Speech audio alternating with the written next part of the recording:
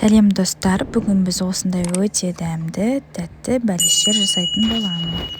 Ең алдымен апара дайындайтын боламыз. Жылы сүтке кішкене тұз, дрожж қосып, жақсылап араластырып, духовканы 50 градусқа қойып, 10 минутқа қойып қоямыз.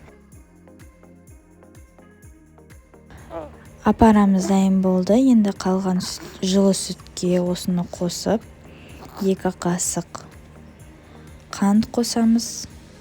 Одан да көп қоссаңыздар да болады. Одан кейін ерітілген сары майымызды қосып, жақсылап араластырамыз. 2 жұмыртқамызды жарып саламыз. Тағы да жақсылап араластырамыз. Ендігі кезекте ұнымызды еліткіштен өткізіп, қамырды илейтін боламыз.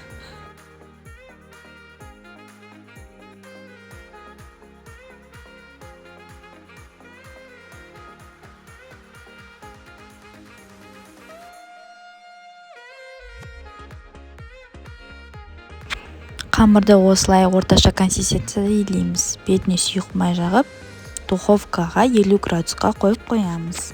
Қамырымыз жақсы көтерілді. Енді кішкентай бөлшектерге осылай бөлеміз.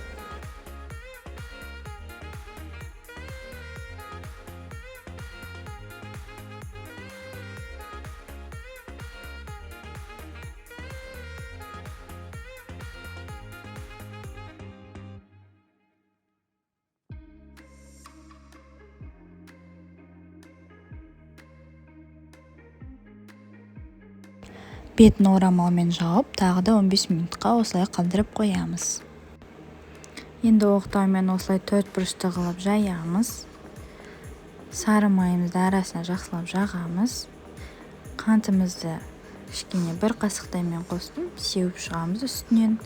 Осылай дөңгелетіп орап шығып, жан-жағын жабыстырамыз да, бір-біріне қосып, пышақпен ең соңына дейін кеспей, осылай жүрекше етіп кесеміз. Әдемі жүрек форма шықты. Әдемі жүрекшелер шықты. Бетіне жұмыртқаның сарысын жағып, духовкаға 180 градусқа қойып қоямыз. Міне дәмді тәтті бәліштеріміз дайын болды. Жасап көріңіздер, өте дәмді болып шығады.